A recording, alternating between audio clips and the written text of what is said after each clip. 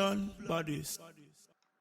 Baddest. Hello, hello, hello. Good evening and welcome to the Talking Drum on Viva Niger Radio. I am, as always, Rachel, and this is the Bad Gang. I would like to say that I am a follower and not a leader of the Bad Gang. I just happen to kind of shepherd them all in the same place and get them to come at you and give you some home truths. This is the Talking Drum where we talk about anything and everything and we beat that drum until it speaks the truth. So welcome again. It's another fantastic Wednesday evening in, I was going to say London town, but I'm not actually in London town. I'm in Kent. So yeah, I can't lie to you guys. You know, you're my people, innit? So that's that.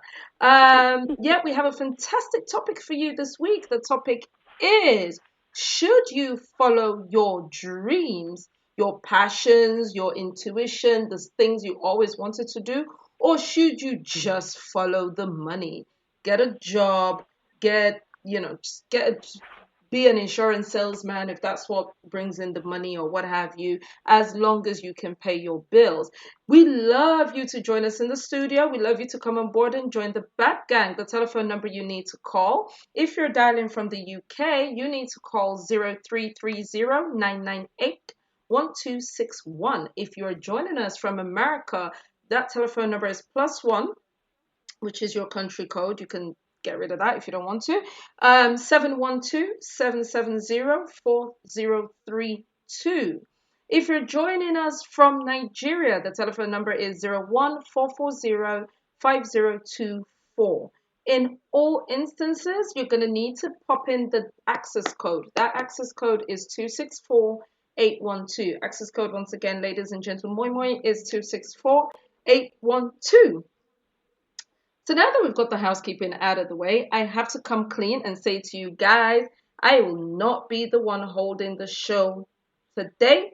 It will be my able, fantastic, amazeballs, Queen B, aka co-host of Life. And she will be the one calling the shots, and you know she doesn't take any prisoners. So if you don't behave yourselves, you'll get told what's what. So let me welcome her into the studio straight away. Hello, hello, hello. Bimbo, can you hear me?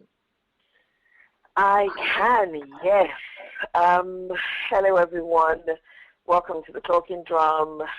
You know how we do it here. We like to tell you the truth. We like to hash out the difficult things in life. The thing that, you be arguing with your family and friends about, and you be chucking things at them, say, is a lie. My version is right. That's what we talk about here.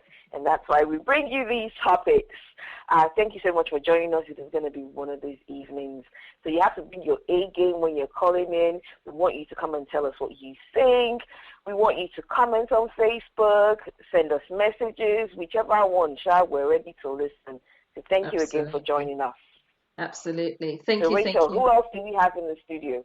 So yes, I was just about to say, I'm still the general dog's body. I'm in charge of the switchboard. So I will just be bringing people into the studio. Apologies if I have to cut you off from time to time, Bimbo, just to let you know who we've got in the studio. For now, we've only got one other person, the finest girl in the Bad Gang Club, mother of them all, the one and only, Inkiru Kama. What it do, baby boo? Hello, my lovelies. How are you? I've missed you guys. Hello, I know it's only Inkiru. last week. Hello, gorgeous. How you day? The hostess with the mostest. That kind of thing. Thank you, my dear. I am good. I am good. People just like my love. Just like to give me compliments anyhow. To bow and doff my cap for you. We are ready to roll. Listen, anyone who doesn't call in does not know what they are missing. Tell them. Tonight is the night. Tonight is the night. So let's do this, ladies. Let's do this. So, over to you, really, Bimbo. This is your show. This is your moment. Let's just know, really, Bimbo's taking the show because she's absolutely fantastic at bringing us topic. You know me now. I'm just like your in-house Ashewo. If it is not Fiki Faka, I don't want to discuss it. Bimbo actually brings us the topics that makes us stop and think. So she's the one who was really gung-ho about this topic, and this is a serious issue. So yeah, absolutely. Let's talk about it. Okay, thank you very much. So to start with this topic, should you follow your dreams or do you follow the money? And another thing, who says you can't make money from your dreams? So there are people out there who tell you, do what you love, the money will come, or do what you love, the sanity will, the sanity is worth it. If you want to be, as Rachel puts it, a 42-year-old who's still trying to break into the rap scene, then why not? You're never too old to do that. If you want to be a 60-year-old whose dream is to be a prostitute, why not? I don't know whose dream that is, but okay. So the main question, Nkiru. Yes, my love. Forget the culture that we come from, where you are brought up, you are reared on like a cow for a specific purpose, which is you go to school, you pick out of 3 careers, engineer, doctor, or lawyer, or family failure. You pick out of any of those careers and you go for it and go and make money. Forget all of that. Now put your Western, your educated lady, your part feminist, your part female warrior mind on and tell me, do you think people should follow their dreams or pretty much just try and pay your bills wherever you can? Man, it's a jungle out there. It's pretty much a bit of both, but you have to love what you do. So it's a case of sometimes it's follow your dreams, though. No jokes apart, follow your dreams, because you're gonna find paying your bills is all right, but you're gonna grow up hating that job because in your heart of hearts, is that really what you wanted to do? I went down that path, and everything I studied, as I'm speaking to you today, I don't use it. I don't even use to speak the English I'm speaking at the moment. It doesn't make any sense. Because you know how it is, like you said, what our parents wanted us to do. Aside from that, I kind of tried to follow that, although I'm a rebel, I'm the black sheep in my home, so I had to, take a different route. But it is a case of, to me, I think follow your dreams. Follow your dreams. The money might not be there then, but if you stick to it and you're persistent, I guess it will come. I believe it will come. No, I guess. I believe. That's for me. Okay.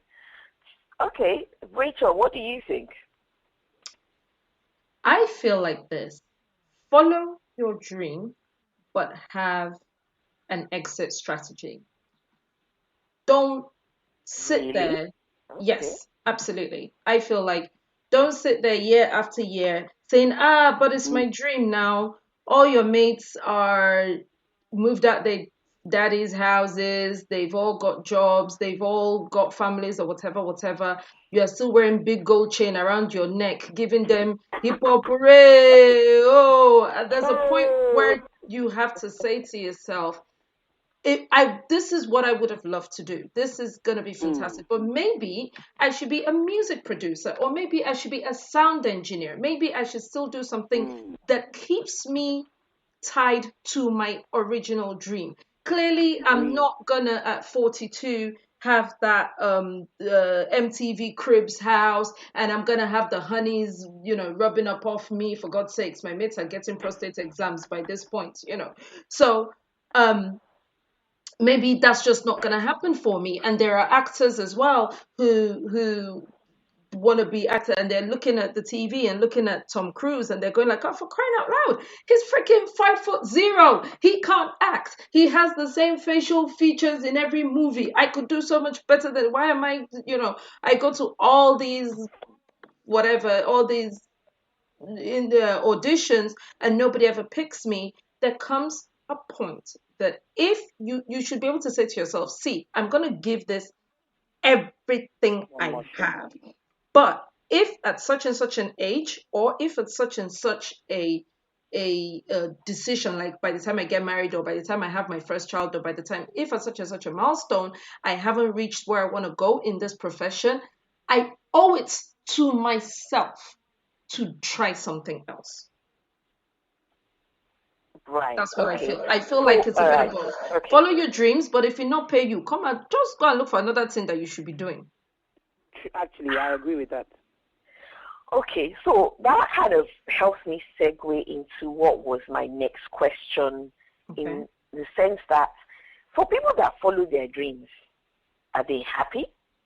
If they are happy, why would you then leave just so you can move into your own personal flat and be dealing with broken boiler and leaking toilets Mm. and air Why would you conditioner that talk doesn't about work? boiler right now? Because boiler is my issue, right? For me, oh, mine, Because you I've hear the been noise in the there. background. Because I've Pipes been are banging in there. my house. So this is what I'm saying. If you're saying, okay, you need to, at a certain point, you need to be realistic and think about maybe, segueing from that dream, whether you can part segue from it, whether you leave it completely. If this makes you happy, why would you trade that in so that you can do the same as what all your other mates are doing? Because your mates might be having a prostate exam or might be paying bills or have a citron, and you are using your leg to walk and all of that stuff. Mm. That might be the case, but why do you trade that in so you can drive a Citron or even a Ford Explorer? Why would you trade it in? And this is the thing is, if one gives you happiness and maybe the other is kind of like happiness on the surface, why would you? Mm. I don't know. Personally, Okay. okay, so Go ahead. it's easy for me to say that, oh yes, if you follow your dreams, would you be happy? But I right now, I'm not doing that. I'm Mm. working to pay my bills. Yeah. And to me, that might not be ideal. And there are moments where I probably just sort of think, okay, that's it. I'm not doing this again. Mm. Or I look in the mirror and I think, at what point am I actually going to start living my dream? Mm. But in the end, I still feel like I say, if I move out of my house right now, where am I going to sleep? And How that am I is going why. to pay my bills? So How let me do I tell you, chop and that kind of stuff? that's not the reason. So Yeah. there are people who are quite happy to live in a face me, I face you, to pay very minimal bills. They don't really need a Benz or a Cadillac. They're quite happy to get on the bus. They're quite happy to live in a very modest way if it affords them the ability to um live out their dreams. Like, okay, I don't really want to climb up the corporate ladder or go and work in Barclays or HSBC. I would rather just do a part-time job that I can take it or leave it, and then in the weekends do what I really love doing, which is, for example, DJing, or for example, whatever the case may be. Now, this is the problem. You see, when people are saying living their dreams, half of that dream is being successful at the dream. A lot of the people who want to act, who says it's always been my dream to be an actor, the completion of that sentence is, it's always been my dream to be a successful actor. So there is no, let me rephrase that, there is very little sense of achievement, very little fulfillment from time to time. I act in one advert that is aired every other New Year's Eve in Japan. That's not what the dream is about. That's not why they do it. That's not what keeps them up at night. That is why it is possible for people like that to turn around and say, I beg, I beg, I beg. If not this one, let me go to working full time. It's not really because of money or they want to get prosperity. It's because they are not quite where they are in their dreams, and they're not quite where they are in the real world. Sorry, they're not quite where they would like to be in their dreams, and they're not quite where they would like to be in the real world either. So they're failing in their dreams. They're not the ones collecting the Oscars. They're not the ones collecting the Grammys. They are not the Tiger Woods who wants to pay. I actually have a real life experience of this where there's a friend of mine who is a semi-pro. Well, yeah, I say friend, I use the term loosely. He was an old friend's boyfriend. He's a semi-pro golfer, and he goes for the tournaments. He goes for all the little tournaments within UK, amateur cup, amateur this, all the names I don't even know because obviously I don't follow golf closely at all. And he was telling me that the division of the money is so crazy. So once you leave them Tiger Woods level, once you leave the levels of endorsements and million, oh, this game that's been, the Ryder Cup is being played for $5 million or $10 million or whatever. Even 17th seed in the world is lucky to go home with $5,000. In the world, you are the 17th best player in the world. As in, the money circulates among the top five. Now, you wake up and say, it's always been my dream to be a golfer. I've been holding a golf stick as young as I was, whatever, whatever. Even when my mother gave me straw to drink my Capri Sun, I was using it to play golf or whatever the case may be. That's all fun and games. If you are number 20 in the world, that dream no go belle fool you. Let's forget about the financial aspect and paying your bills. You didn't grow up dreaming to be second best. That's what I think. So I think a lot of the people who cop out at a certain point cop out because actually they're not living the best dream they wanted to either. But that's not always the case, though. Sometimes when people say they want to live their dream, it's not necessarily because, okay, yes, they might want to be the best, or they might just want to be really good at it. And being really good doesn't necessarily mean that you're the best. So, okay. So, for example, now, Morgan Freeman, actually, he's not a good example because he's actually doing really well. But he started acting quite Really late late, in life. I think he was already in his 40s or so, or maybe before he started acting. So, and I don't know what he was doing before then, but that's a man who he knew he wanted to do something and he did it. But I suppose he's been successful at it. So, like I said, he's not the greatest example per se. But you know what? I feel like as if you decide that this thing makes you happy, even if you're at number 20 and you can wake up and feel like as if your day you can wake up and feel like deep down inside you are fulfilled, you are happy.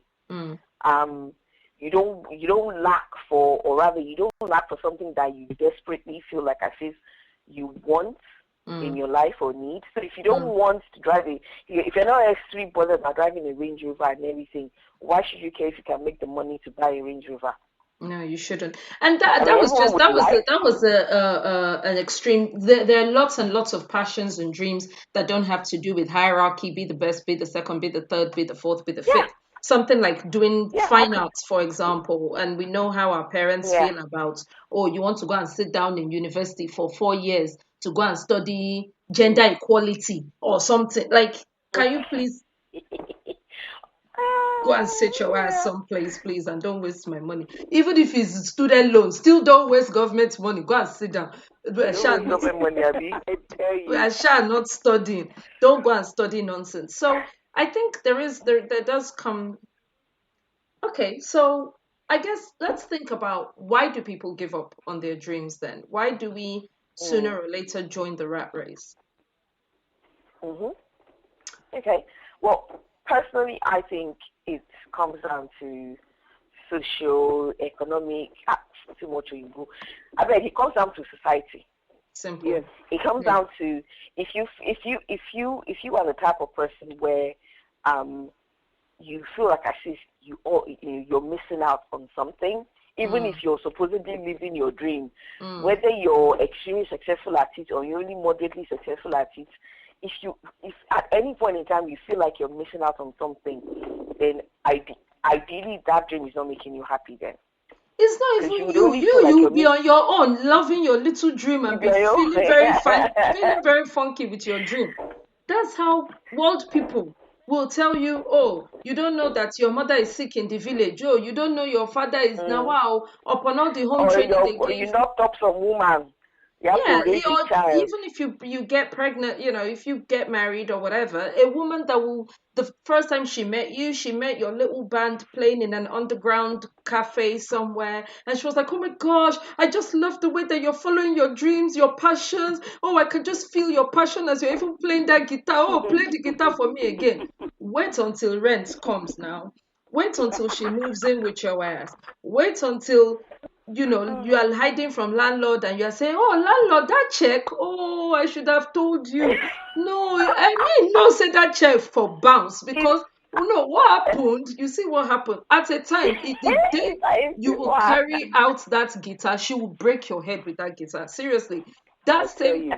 guitar that made her like, "Oh my gosh, listen, when he plays that guitar, yeah, Fall it's and just." rough. It's just Mm. kind of like the angels are singing. Do you know what I Ah, mean? Yeah. This you will you bring fall out Mm, that beneath the they guitar come road. and play when your Oh those my ones when now. God. you guys have to peep out at the door every time to make sure you don't pick out a TV license or to make sure that you're jumping barrier at your old age because you don't have money on your Oyster card or Your you're oyster. doing, do you understand, some kind of stupidness, Mm. and then you go to her and you say, "But baby, me and this, my dream was always to say, bros, you will wake up, eh? You will wake up from that dream because that dream is causing problem for us. It's For really everybody. starting to I For can't. I'm everybody. tired of going home and my mother asking me, does he have a job now, and I don't have anything to say. So basically Mm. what you're going to do for me is you're going to wake up, though. Thank you very Mm. much, you try. So I think it is Yeah, other finish. people that teach you to not be satisfied. I Mm. think even That if, that or life. yeah, even if you were gonna be like, "This one do me, oh, this one reach me, oh, this is just okay by me," other people go tell you, say, "My dear, it's not okay anything." It's not okay. You need to do a little life, like you said, life. You'll just be going on your own. Somebody will hit your rear view mirror and drive off. What are you supposed to do? You'll be going on your own. Oh. Let me tell you the thing that happened JJ. to me today, that I'm looking at it, that last I go join and shower, join all the other job when I they do because my money no reach. I was gonna cook something today, yeah. There is a crack. So I have an induction hob. There is a crack from the top to the bottom. It is affecting the Mm. two hobs on the right hand side. The And long and short one of left you. long and short of all of this, I'll be using ring boiler to cook concoction rice now. That's the only thing I can do. Oh, By the good. time I called up Siemens, who it's a Siemens brand, it's a Mm. this. The moral of this story is na new hub, basically, is the Hey. whole end of the Turenchi, na new hub. So now, can Mm. I really say, "Do you know what? It's just been my dream, to write the spoken word and to just touch people. Like I just when they listen to me, it's just like I'm touching them, innit? Like they'll feel the words. I'm like, man, I won't cook this night now. I won't come on, Indomie Oh. is a problem right now. So sooner or later, life gets in the way. Just to butt in here, we've been joined by the Barry White of the Bad Gang. I'll try English. The Barry White Bad of the can. Bad Gang Club, Bad Gang Camp. Hi, Dolapo. How you doing? Thank you for joining us. Hi, good evening, my Hello, dear. Dolapo. Hello, D. Beautiful. Oh, How you voice. doing? Barry. Oh. Barry White. What's We've Hey, missed up? you. how you We've doing? missed you. We've missed Please, you. where How is we all Renio? doing? Yeah, It they are seems gushing like over you now. well, it's a good thing now. So that tells my Ha, wife that ha. my okay, See this man. it just Dolapo is it like, you tells guys that have made up. Oh, you and Madame, you are better now. She's giving you small, small ah respect. I she started respecting your name. I she started respecting your name. Small, Good. small, well small, small. she's not putting respect on it, but she's she's acknowledging all the show All the of affection protocol. I'm giving. Mm-hmm. Mm-hmm. Yeah, as Mm-hmm. she should be. As she should be. And the next time you said you can go and recook your own steak by yourself. But that's okay. When you guys say all this good and lovely stuff about me, that lets her know that at least my market still there where. Your market they sell. Your market they sell. Any type points in time T. You can go Anytime, the home. amount of time people ask me, who is the owner of that voice? The voice. I say I And I will just be looking at never them like, forget Bimbo's friend that came on here. Oh my gosh, with the English and the no, I have a point to make. No, you see, let me tell you something about ambition in diaspora. That's how this uncle came and said, "Good evening, ladies." Ha, who is that uncle? Who is that person? Who is it? She didn't even know how I was doing her again. I said, Kai, there's no woman left in this world again. You people are all mumus. The woman don't finish. You people don't finish. You people are just mumus. I be now. Man, you guys making me blush over here now. She's All always right, gonna don't be. worry. Don't worry, don't worry. Right, okay, so I don't know if you've been listening in Dolapo, and we're talking about following your dreams or following the money. And of course, we would love to hear your perspective on it. Personally, I think it's easy to say.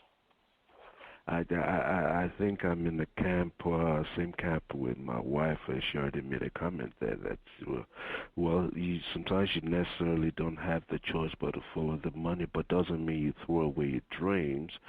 You just basically follow the money just to keep body and soul together, and while on the side you're chasing your dreams. Now, if your dreams now grow to the point where it can provide for you, that is the time you now drop the money aspect of it and just follow your dream fully. I mean, there is no better job out there than the one that you actually love doing, irrespective of what comes in. Absolutely. Let me just read out Remi's comments just to buttress. This is what she had to say on the matter. She said, one should always endeavor to follow one's dreams with the hopes that it will eventually bring in money. However, reality sometimes pushes one to follow the money instead. So my take is follow the money and build on the side what your heart desires. Once your dreams get realized and you are able to live comfortably from it, then you can let go of the money and focus on your dreams fully. Well, what if you can't do both? It's a great response, but what if realistically you cannot do both? I think sometimes you really, I'm not sure whether you can. It depends on what the dream is. I mean, if the dream is to become a professional ballet dancer, which probably could mean you'll be dancing all over the globe, all over the place, but you're not making money, that becomes a difficult dream to follow. Yeah. But I the will problem with always, that, sorry to interrupt you, Dolapo, just to come in and buttress what you were saying is, in order to become, so let's look at Remi Lekun's example now. So let's say you wanted to become a fantastic ballet, whatever. So during the day, you are working in a call center or something just to pay your bills or whatever. And then one day you get good enough, they're calling you to come dance ballet. So you're practicing in your spare time, whatever. You become good enough to now start doing they want you to come and dance in Russia. They have the best ballet company in America. They want you to come and do Swan Lake. They want you to come and do La Traviata, blah, blah, blah, blah, blah. Brilliant. Great. So following Remi Lekun's example, that means this is the point where you will now quit the job and you will say, see you later, alligators. I've finally made it on the old yellow brick road and all of that. Yeah? Fantastic. yeah, pretty much. I mean, at that point in time, you've not got called to the big leagues. Exactly. So, but the problem with this, that is, going by what Bimbo is saying, you don't get to be on the big leagues by training when you are less busy, by training when you've finished your 9 to 5. So sooner or later, because the people who are practicing 247 still don't make it to the big leagues. Not talk of you that you fit it in between school run, in between. Chasing a dream and having the dream become a success is a function of hard work, yes. But there's a sprinkle of luck in there also. You know how many actors and actresses are out there, especially in LA, Mm, probably waiting tables right now. mm, And they've been Mm. at it for the last 15, 20 years, and they've not gotten a role yet. Maybe mm, they've gotten small roles like, person number 200 in the crowd mm. or something. But that is Yeah. not what they're looking for because that's not going to Yeah, pay your number bills. two. Yeah. So there are people like that. Now, what I tell young folks sometimes is that if you have a dream, I mean, not necessarily. I have a daughter that feels like she's a musician, you know. So she feels Uh, like, as a lock on here, she's well, sometimes It's a she's joke. sometimes she's in the mood. She's constantly on her guitar or whatever. And then sometimes she just dumps the whole thing, and then calls me back a couple of months later to buy a new one. So that's what I say she feels like. And what I've told her basically is that I'm not going to stand in the way of this because I don't know. You might have a song or you might have a whole catalog of songs in you. I don't know. But one thing I'm concerned about is basically that you'll be able to feed yourself, put a roof over your head. And at the same time, I won't have to be bothered with feeding and roofing you because yes. me also, I need my freedom. So we need to work out a plan where you need to go to school and do something Mm, where you can work with, I mean, something you can work with while you wait on this dream to materialize. I'm not against a dream. So I tell young folks, especially going by what I've gone through in life so far, I hate to sound like I'm that old, but the fact is, if I don't want to say if I had a chance to go back again, I'd do things differently. But I know hindsight being 2020, there were a mm, couple of things I could have done differently. I had dreams. I could have just focused on chasing those dreams. But life happened. I met my wife. We started having kids. And at a point in time, I became, for lack of a better word, complacent in things mm, that, in a manner that, you know what, I was now more concerned and worried about. Okay, I just need to make sure I feed my family. I supposed to keep chasing what I wanted to do. If I had done what I wanted to do against my mom's advice, then I probably would have been a pilot today. But mm. I knew at that point in time I had my first child, and I was now thinking, okay, and believe me, when you have a child, man, things just change instantly. You look into that little baby's eyes and you go, whoa, I'm responsible for this. Wow, voila, did. Mm. So, those are things I tell young folks that, you know what, before you start having families, try to do the chasing dreams things because when family comes around, it has a way of stalling things because now your priorities are different. So, I mean, Yeah. I don't know what else to say to that. No, It's that just makes sense. basically dreams are there, but you know what? It's not the percentage of people who achieve their dreams vis-a-vis the percentage of people who actually chased it. It's so small that it's Yes. even smaller than the margin of error. Yes. I agree with that. I agree with that. Um, um, Okay, so I'm interested to know, and this is a question for all the people out there who have actually followed their dreams. I want to know if that truly makes you happy. I mean, I don't know. I can't answer that question personally, but if any of you guys have followed your dreams, or if there's people out there, the listeners, if you've actually followed your dreams, are you truly happy? Or are people just, is it one of those things that people just say, oh, follow your dreams and you will never regret it? Are they just talking out of their ass or not? Oh, Anyone? I oh think boy. there's a measure of happiness in it. I think part of the happiness is a bit of pride, like, oh crap, I actually started this thing, and oh my gosh, it's actually working. Like, oh my gosh, this is fantastic. Like, I ran an online lingerie company for about 8 years before I sold it off, and Yeah, I remember that. yes, and We, 8 years down the line, when I get that email, congratulations, you've just sold an item. It still used to do me gish gish.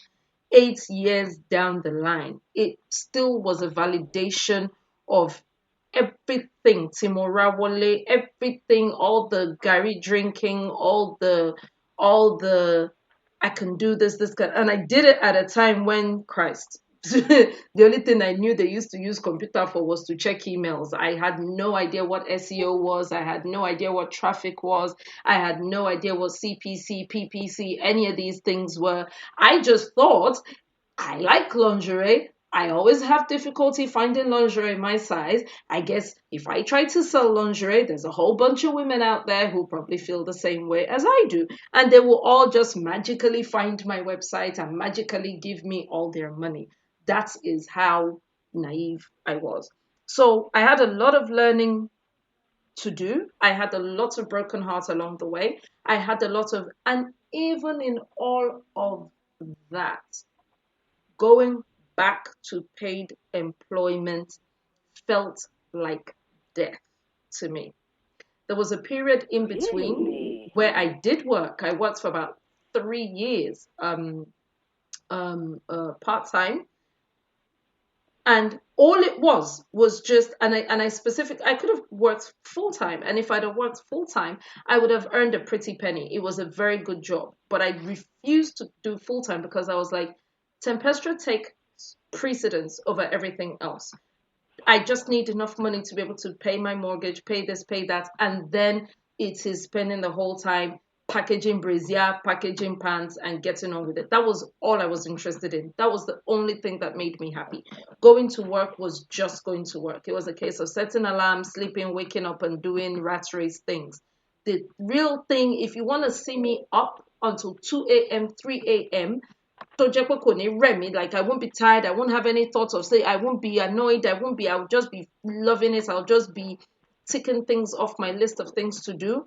Put me in front of my own business. That's when I'm happiest. Okay. So, right. And the second the job brought some new rules, some new management that began to make life difficult for me, I dropped the job. So where other people will be like, hey, I hate this new management, this thing, but how I won't do now, oh, but I have to pay that. By then I was feeling like, oh, well, I basically built the business up to a certain stage anyway. So it did me nothing to tell the work people F off. Whereas other people would have, and I don't take it for granted. A lot of my, like, back to what Dolapo was saying, I didn't have kids. I don't have kids, so my decision was much lighter than I'm sorry.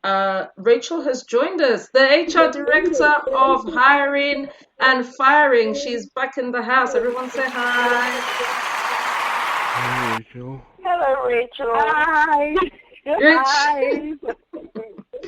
Rachel went to Nigeria. She left us to go and suck mommy's breast. The girl has no home training, but what can we do? And eat fufu and proper kondo and goat meat and suya, and none of that she bought for us. Not a single one. So I don't know this person that is on the phone, because if you even say London is far, how is Canada? Would you say it's proper fufu, proper this, and you put kondo in the middle of that? I don't even know. The deal is... Okay, not kondo, pounded yam. I was trying to use the Igbo version of pounded yam. Pounded yam. Oh, Jacondo, no. Father Lord. Hey, God.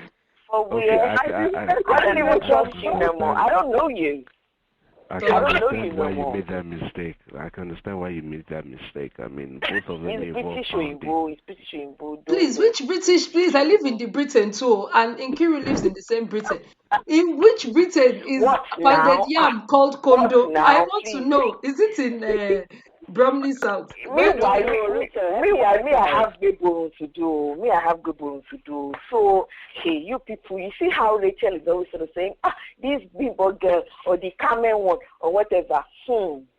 That's It's this Rachel girl, when she had a lingerie business, that introduced me to real life, in front of me, burlesque show.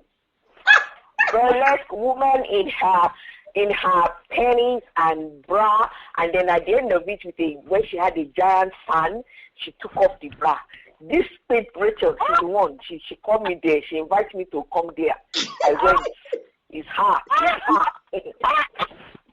So that is how you discovered the Carmen in you. I plead the fifth. I plead the fifth. I'm innocent. Is this gay? She did it. Let me give you all one gist. Let's digress real quickly. Let me give you all one gist. So I had a boyfriend at the time. He had probably the most boring job known to man. He was a professor of political economy. Till today, I don't know what's in that boy they do. What's in be the really work.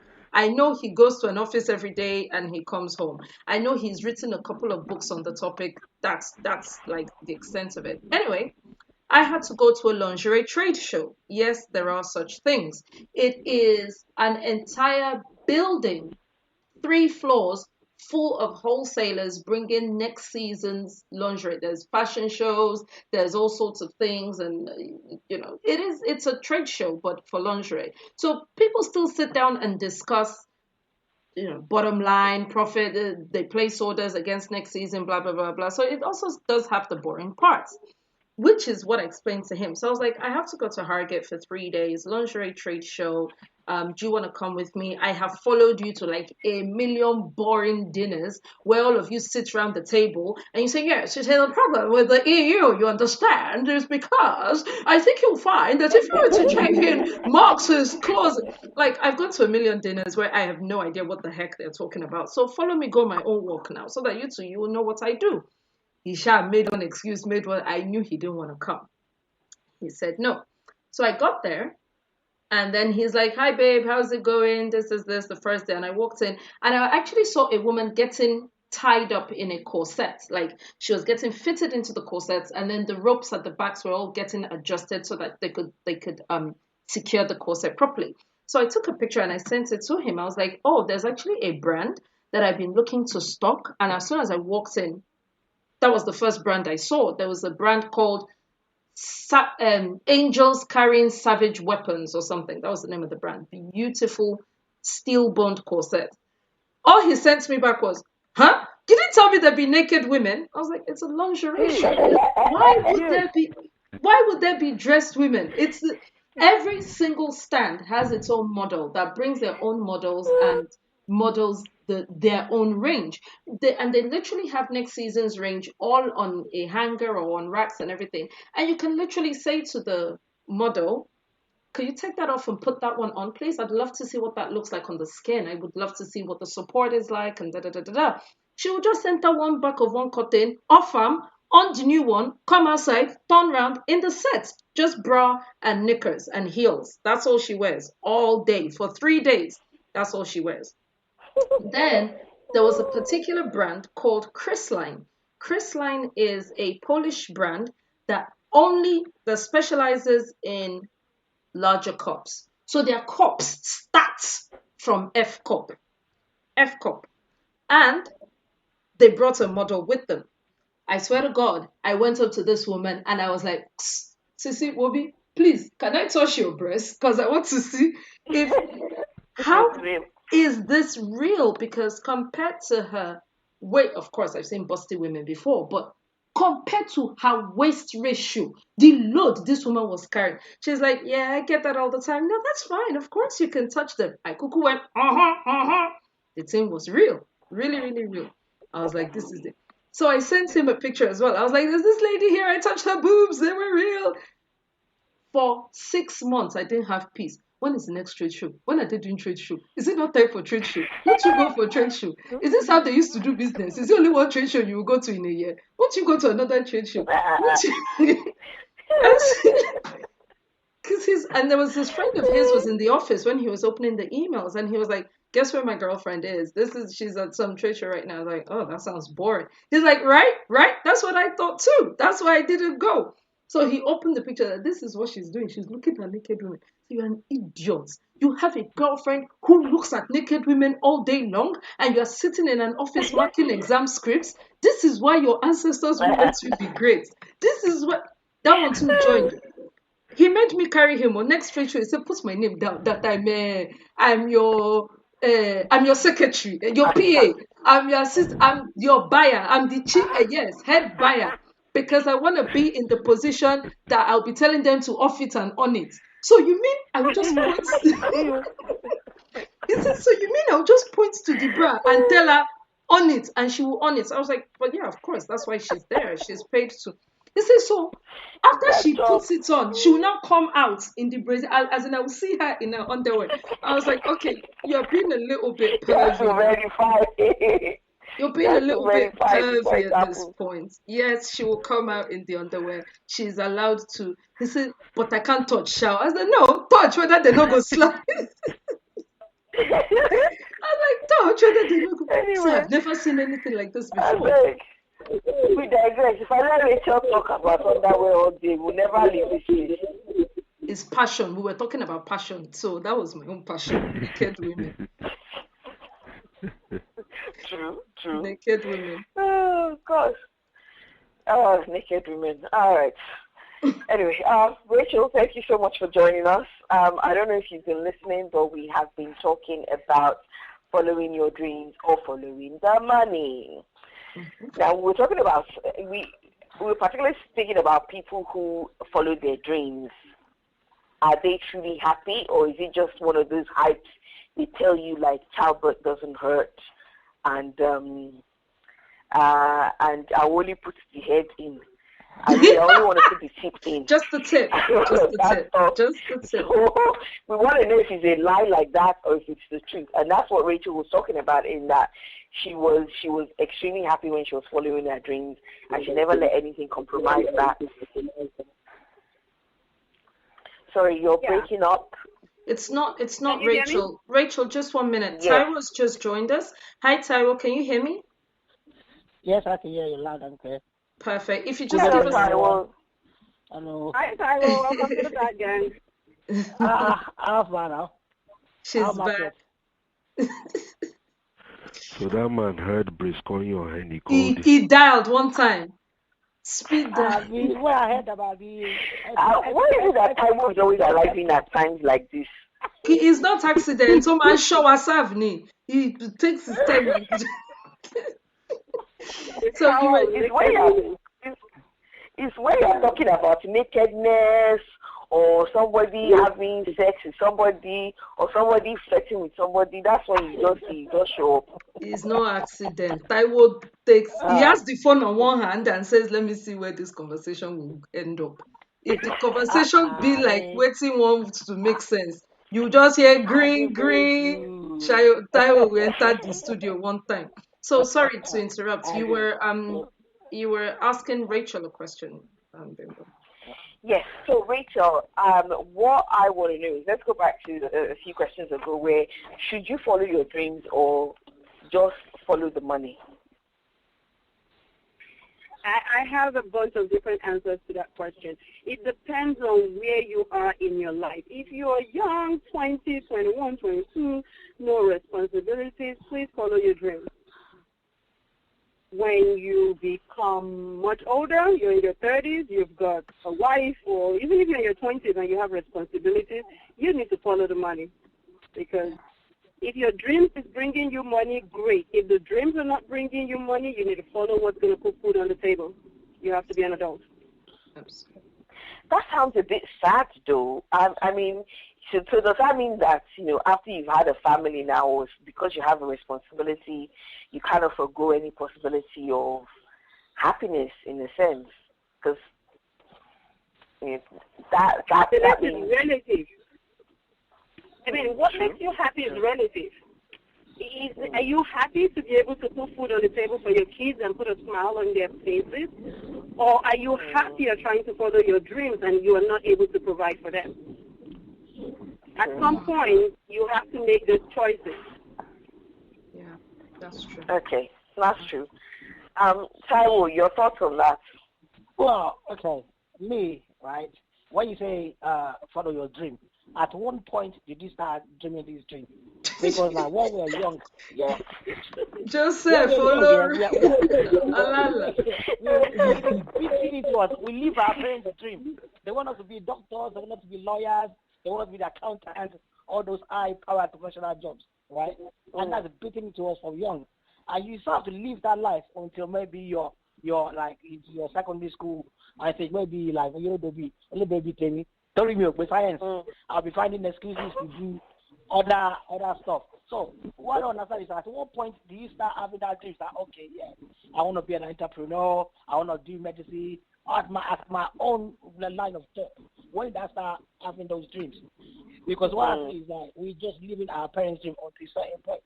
Our vision might change when we get married. Say for example, you get married and you have commitments now. Like Rachel was saying, Yoruba Rachel, the Peju one. They are.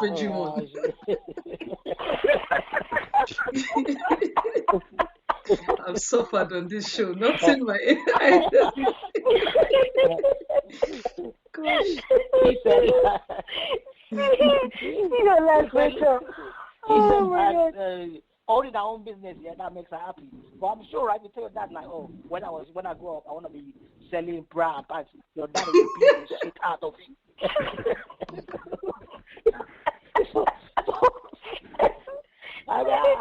Yeah, but you. Oh, well,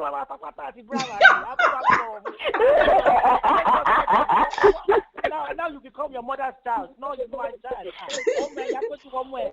Basoro, or they going to come there. You know what I mean? So, I don't know. That's just my opinion like that. Okay, so we're talking about adult dreams here. So, like, this isn't, are you as a child saying, I want to be an astronaut because it looks cool on TV, or, I want to be a doctor, if I want to be a pilot or anything. Yeah, that is kind of like your adult dream. Yeah, the circumstances you are in will determine your dream. Because then that means you have no choice. Sometimes you find yourself in a situation where you have no choice but to do what you have to do. Yeah. Like now, I can't just, like now, yeah, I'm single, I live on my own, I got to pay my mortgage. I can't decide to just leave my 9-to-5 job and say I'm going to start my business on my own. Because I know in the first year, 80% of business will fail. So I can't say that's my dream. I went to university, I'm not using what I studied in university to work as a job now. When I'm going to university, I have a different opinion. So it depends on what stage you are in life. That would determine, I would say, would I call it dream? I don't know. Maybe your aspirations. I don't know. Right. Okay. So let me throw sign in the gari now. If one, let's just assume that one is at the end of their life. You don't do finish. You have your grandchildren. You have your great grandchildren. Yes. Rachel has done a good job, and at 80, her boobs are still touching her face. Yeah. At that point, is what will one actually, if you had to make that choice again, do you think that person at that point will now say, okay, you know what, I'm kind of happy that I raised my children, but really, I'm going to die without having lived my dream. It basically is like the deathbed question one would ask themselves. Because they say that when you're on your deathbed, you don't regret what you've done, you regret what you haven't done. So if you haven't followed your dream, essentially, isn't that kind of like the last moment? Isn't that time that you kind of think, okay, maybe I kind of failed. Those children, they didn't need to go to a private school. They could have gone to public school. I didn't need to have a Range Rover, or I didn't need to have the newest car. I could have driven the same car for 20 years. Sorry, I didn't hear that. No, it was you. It was. I think it's Rachel's camera. Rachel, have you got us on speakerphone? Yeah, I have you on my hands-free, but I also have you on mute, so okay. When I'm not speaking. Okay. So that's fine. Just if you'd like to mute us back, and then I don't know who this is. Or you get an echo back? Yes, I'm getting a feedback. Okay, just keep talking, and I'll see if I can isolate what's causing the trouble. Isolated. Okay, so me, I don't know. I sometimes when I do things, I try and think about what would be my deathbed regret or my deathbed wish, essentially, in the sense that would I say, oh well, so the guy was. I'm glad I did go out with that married man, or I'm glad I didn't go out with that married man when he said, okay, forget your principles and just have sex with me. Forget that I have 5 children. Or would I say, okay, you know what? That's money that I found that, I'm glad I kept it, even though I felt guilty all through my life. I couldn't sleep. Or, I'm happy that, I didn't try that sexual position, or I did, or whatever. So I always think about things sometimes, and would I be truly happy? Even right down to my job, I think sometimes, okay, if push comes to shove, and I'm on my deathbed, I'm not going to say, oh, I'm glad I worked with those people, I'm glad I worked at that company. So I would like to know, do you think really the choices that you're making right now about whether you follow your dream or whether you follow 9 to 5, you're going to be able to still be happy about that choice on your deathbed? With me, I think relatively I will be happy, because I believe, right, in what I do, I try to do it with sincerity and give my 100%. Like, we cannot live life without regrets. Obviously, there are certain things that we wish we could have done better, or there are certain things that we shouldn't have done at all. As I stand at the moment, there are things that I wish I could have done, which may be might put me in a better position or not. We don't know. But in life, there's always going to be regrets, and you learn lessons in life. There will be no regrets, because life is not perfect. We're not perfect. I am over. Okay. That's why I see it. Okay. So I haven't heard from Nkiru in a while. So Nkiru, what is your answer on that?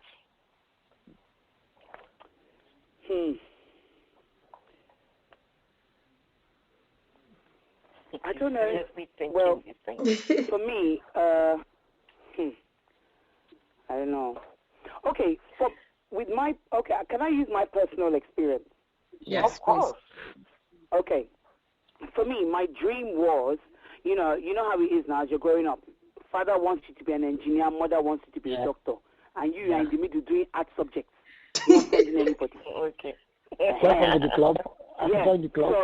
So they're doing their own thing. Me, I'm thinking of doing business, buying and selling. They're talking their own. My dream was, all I wanted to do, my dream for me when I was growing up, all I wanted was to make sure that I always had money. I did not care. Oh my God, that was my dream. I spent the whole 24 hours like, what was my dream when I was a child? My dream was to make money. I only had 2 dreams. The first dream was to be a lawyer like Claire Huxtable, and the other dream was, if that didn't work, make money. Finish. That was it. So it was to make money. But then as I grew up, I dabbled in so many things. But I dabbled and I did well in them. Even though I was dabbling, I was doing well in them, but I was coming out. But I wasn't feeling satisfied because it wasn't what I really loved to do. Between all of us now, as I'm telling you, I want to be the best female MC in UK. I don't give a shit how I get there, but I'm going to get there. So I'm working on it with a DJ at the moment. But the thing is, at the same time, as that is my dream, I need to put food on the table for my kids. Yeah. So right now, I first of all started doing care. I'm a foster carer, so I do fostering. But then while I foster, I was also doing care. So it was like Rachel. Still, my mind is still on. I cannot be broke. That's my own. I can't be broke. So whatever it takes, dream or no dream, I have to put food on the table for my kids because I've got dependents. So while I was doing fostering, I started doing care. It's not what I want to do. About 5 years ago, my mother said, look, you'll be good at this kind of job. I said to her, God forbid badly, return to sender. What is care work? My mom and I used to fall out on a regular. I said to her, so you have gone from wanting me to be a lawyer to do care. How is that possible at this old age of mine? But mine was now, it was a case of, it just happened, I fell into it, I did very excellently in it, to the point where I now work in the office. I'm the one who assigns carers to go to jobs. I don't work in care. So I work as an office person, but the thing is, it's putting plenty food on the table and money in the bank. As in, I can wake up in the morning, check my bank account, I smile. Before I would check bank account, I would check for everybody that exists in the world. So it's a case of, but my dream still, I'm in my 40s now, come on. You're in your 40s, you still want to be MC. But it's a thing I want to do on the side. Monday to Friday, boy, I still need to make sure my kids have clothes on their back, food to eat, a roof over our heads, and being able to travel at least once a year out of this United Kingdom. That's mine. But my dream is to be that MC where the work will come in, but don't forget MC. It's only weekends that MC is really operating this UK. You understand? Rachel, you know now. It's more weekend thing. It's more a weekend thing, but I still want to do it because in my head I know I can, but I would love to. It's just that satisfaction for me. That's my own dream right now, to be the MC. But I still, it's a must. This one will be still. Now must. Children must eat. Man must work. So I need to do what I got to do for my family. You know, and you know I'm running solo now, so any means necessary. I must have money. I must have money. So that's for me. If I could just interrupt really briefly, we've just come on the halfway point. I just need to read out the numbers real quick, and then we're going to go straight back into it. It is now 9 o'clock. I know the time is seriously flying. Wow. Let me just get the number up. Who has stolen the number? The number was here just now. Which one of you stole the numbers? Oh yeah, Bimbo still be talking. I'll get the number, and you people are just world people. I had number now. Here's the numbers. I got it. If you're calling from the UK, the number you need to dial is 0330-998-1261. If you're dialing in from America, that number is +1 712-770-4032. If you're dialing from Nigeria, that telephone number is 014405024. In all three instances, you do need the access code, which is 264812. 264812. And now, back to regular programming. Over to you, Bimbo. Okay, thank you very much, Rachel. Okay, so Dolapo, same question to you. Last moments in life, you are thinking of, okay, what I did, what I didn't do. Do you think you would regret any choice about whether you went for your dreams or not, considering that you actually could still do that if you wanted to? Last minute of my life, wow. I'm not sure if there would be regrets in terms of not going after something I wanted. It would be more of like, wondering, I wonder what life would have been if I had taken that road when I was standing at the Fork Road right there. I'm not sure if I'll be regretting it, because even though I did speak about, hindsight being 2020, I'll probably change certain decisions I made. But you know what? The decisions I made is what brought me to where I am today, with who I am today, and with the kids I have. So I'm not sure if I really want to change any of that. Nice one. Okay, so completely different question. My girl Rachel is sorting me out here. Right. What happens when your spouse doesn't support your dream? Or if you wake up at age 45 and say, "Oh, I've given enough time to my family. Oh, yeah, I want to start a band." What? So the last one. It may not be a band. You know what I mean? Like you might have something that you. I know what you mean. I know what you put mean. on the back burner. Now, like, I've tried. Like, little Tommy is in school. I've done my bit. I put everything on. No, not even that, but I put everything on the back burner for you guys. I was the father I was meant to be. I stepped to the plate. I did what I was meant to do.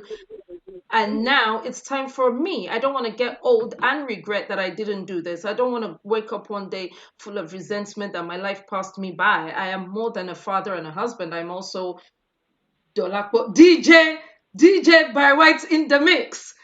So I have my own You dreams know, too that I no, I wanted to understand do. what you're saying. Mm. If I go back to what I said previously, when we started having kids, using me as an example, when we started having kids, excuse me, there was this need for me to make sure that I provide stability for the family. And there was a point in time where both of us, me and my wife, were working, and we're both in the finance field. She was more of an accountant, I was more of an analyst.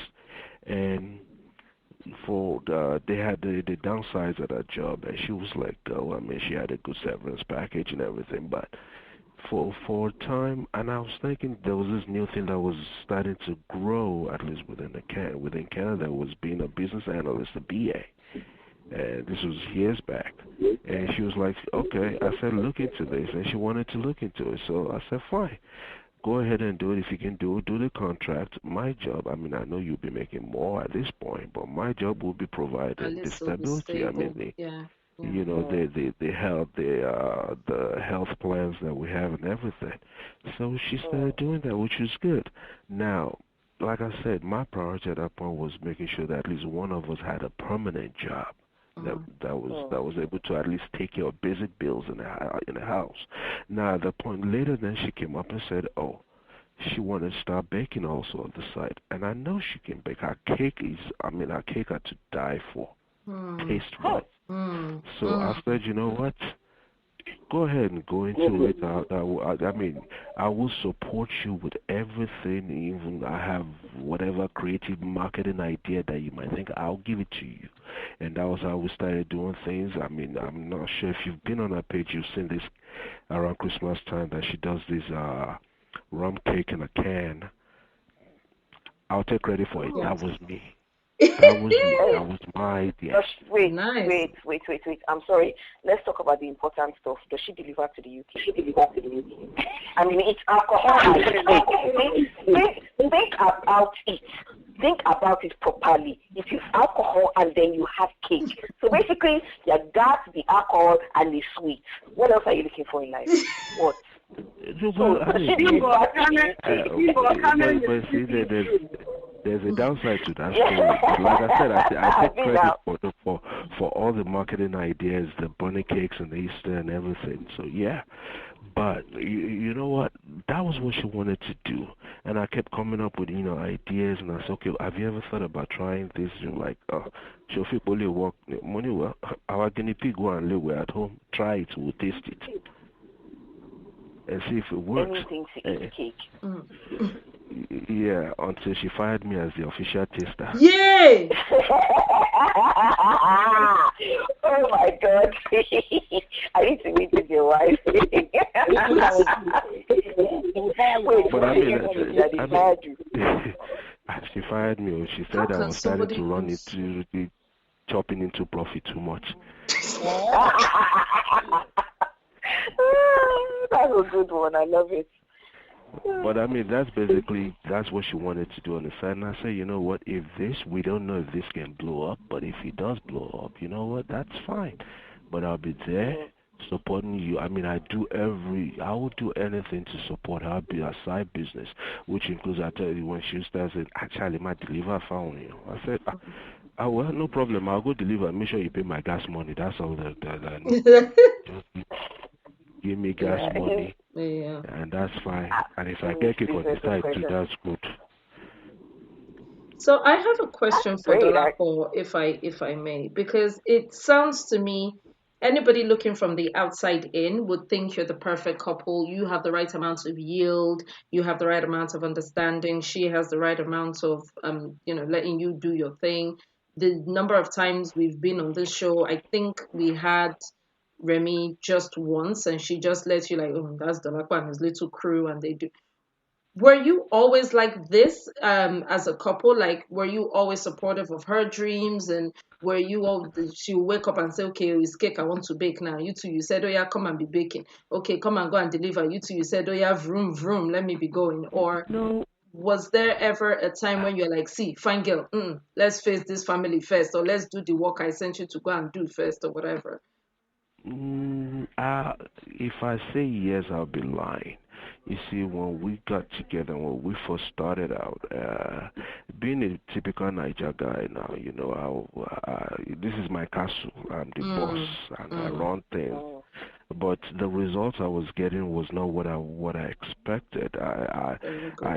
It took me no time to realize that I also married a very, very strong-headed, very stubborn person. Right. And I realized at that point in time that, you know what, we'll end up just fighting about every little thing. And you just not be happy at all. So at the point in time, I had to realize that there's one thing I've learned about my life so far is that, you know what, whatever the issue is, I'm very quick to say I'm sorry, whether I'm at fault or not. All I just want is, you know what, I don't want any quarrel. Simple. Let's squash this. So when it comes to her dream, and she's responded in kind when it comes to, I mean, over the last 2 years, I'm still struggling with it. I do real estate on the side. I mean, I'm an agent on the side. I'm still struggling. But she was the one that pushed me and said, look, you love properties. A lot of your friends come to you and ask you before they buy their property and say, okay, what about Willie? What do you think about this? What do you think I should put in? And you're always offering advice. Why don't you go into it yourself and make money out of it? And yes, I've thought about something like that, but I had 3 other friends, close friends, who were in the same business, and I felt like I didn't want to go into that so that it won't seem like I'm trying to cannibalize their own market. That's right. That's right. Yeah, but she was just like, you know what, you don't necessarily have to even go away from your circle of friends completely. Go into a totally different neighborhood and put yourself out there. It's not like the money is what we're feeding on. You have a job for now, but if it starts picking up, it might free up your time and you might quit your job and be able to actually manage your time better. And she's been supportive in that regards. Okay. It's so difficult to get rid of old radio host habits. I wanted to ask inquire that question because you've obviously been married before, and I'm just thinking about what Dolapo says because I really don't want us to think it's so easy to say, yeah, by the time my wife said we want to do this, let her. Is that how it works? Do you feel like if you are supportive of someone's dreams, they then respond in kind, in care? Did you find that in your marriage? Is Nkira with us? Yes, so sorry. I muted myself because I wasn't sure if I was the one making the noise. Okay. Yes. Dolapo's marriage his marriage is good. Mine was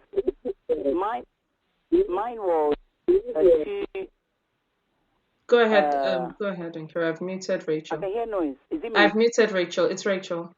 Oh, okay. Yeah, no, mine wasn't. As much as I tried to be supportive of his dream, I didn't know which one he was at the time. There were plenty. So I was a bit confused. As much as I was being supportive of his dream, in brackets S, dreams, every time I tried to do something, it was knocked back.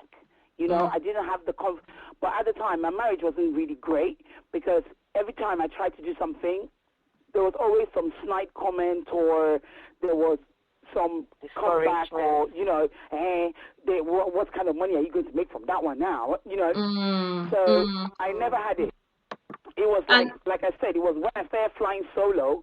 You know, when I put my mind to something, I had made it happen. It wasn't a case of I didn't have anyone to say, well done. I didn't care. I didn't care because I just wanted to achieve what I wanted to achieve. My target or my aim, all I can see is doing good for my kids. That's all I can see in front of me. That's all. You know, so then my marriage was, I was giving support, but I wasn't getting support on my dreams or whatever I wanted to do. It was a case of, and what's that one now? You want to start that one now? You want to put money, invest money in that one and waste the money. While when it was time for their dream, I would have to bring money or help out or be understanding when either they were running late or the kids weren't, no one was helping me look after the kids. Do you know what I mean? They're busy doing dream. Okay. I was living somebody else's own rather than living mine. Now I'm living mine. You know? Can I ask a question with regards to that, please? And believe me, my marriage is far from perfect. Believe me, But I'm not sure whether this plays a role in it. First of all, when I got married to my wife, we never, for a single moment, ever think about your money, my money. And up to this moment, she has her own private bank account. But up to this moment I'm speaking, all I have is a joint account with her. My paycheck goes in there. She knows what to do with it. I just buy gas. She knows what to do with it. I love it. I love it. No. Man, that's some interesting stuff. No, because I believe in that particular aspect, I believe that if you as a man, first of all, start saying, okay, I make the money and everything, then you're responsible to make sure you pay all the bills. But if you put everything in charge, you put her in charge of everything and say, here's the money. Number one, she's not going to be buying bag anyhow recklessly when she knows mortgage has to be paid. So, and I think when we started out with that, it never not became, yes, it was her dream to have, to start doing pastries and cakes. Yeah. But it was more like our dream. Because if that girl grows and blows, you know what, and she's able to open up a storefront, you think me too, I won't quit my job. I'll become a salesperson. One time, I'm on your cake. Quick. And so, okay, so Nkiru, sorry, I want to play devil's advocate here, and this is just for other types of marriages. What if, for example, the dreams that you were telling your husband you wanted to do were actually, pie in the sky dreams that, like someone, I'm trying to think of what could be a pie in the sky dream right now, and I can't think of anything, but, and this is for other marriages. There's some people that will come and say, okay, maybe I want to be a model. Somebody will come now and say, I want to be a model. But the person looks like the back end of a bus, and you're trying to think, okay, what are you trying to model exactly? And you have to try and discourage them from it. So there are some dreams that, to be honest, yes, they are quite stupid. But how does one manage that with a partner when they're coming up with dreams that you know that, okay, all of you will just have and die? Or is it just dreaming a pie in the sky? Or it could be something else also that you, like me now, I'm not comfortable. Like I discussed that with my wife when we were watching a movie, one of his Nollywood movie, and this guy was just kissing on this girl, and I said, "Oh, my Aramule, believe you, kill me, you." Exactly. And she come and just tell me it was So just she a wants job. to be an actress, yeah. You mean if you take me in prize, I know it can't work like that. Call it back. Yeah. I'm gonna find another dream, become director or something. I understand that. So me kissing into help. So basically, what I'm asking is, what if some of what your ex was saying then were really quite valid about? It wasn't just the fact that he wasn't being supportive. Agreed. But that's, to him, that's fine. It wasn't justified. It wasn't. But if I was supportive, whether his dreams were pie in the sky or underneath the quota on the road, I still support it. Do you understand? The fact is the support. That's the point.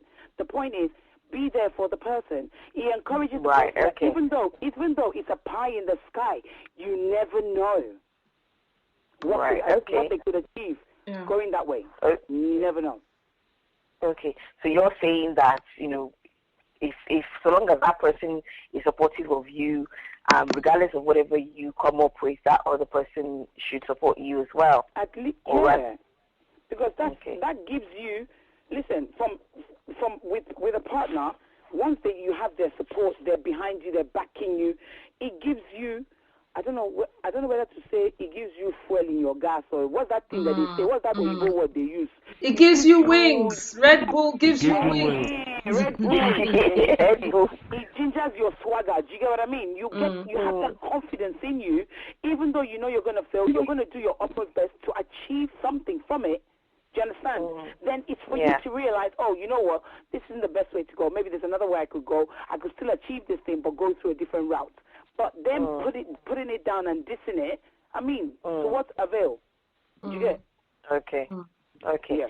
So I have a question for Taiwo. So, Sorry, all can this I one, just what, come in and just answer that question real quick as well? I have yes, a sure. slightly different point to that. In terms of Okay. there's a way.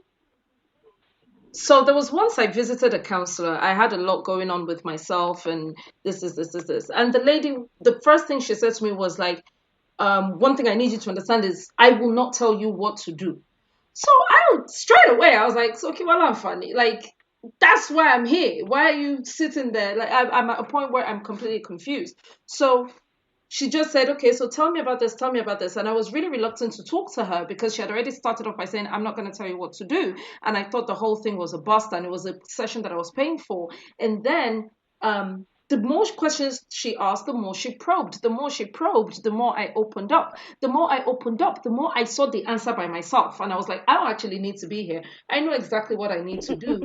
It's just that it was stuff I didn't want to admit to myself.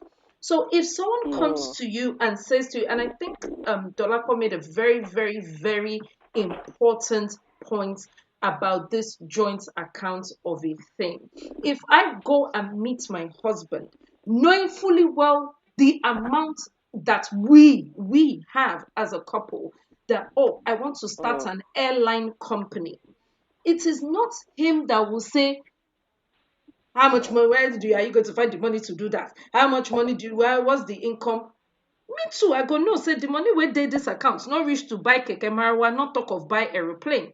So when we reason it together, whether that idea is foolish or is not foolish, it will become clear to me mm, too, rather than it just being that it is the guy that is pulling down my idea. Because I understand what Nkiru says. If a partner says, baby, I believe in you, you can completely do this, like Dolapo is saying that he was the one that thought up of the rum cake in a can and this.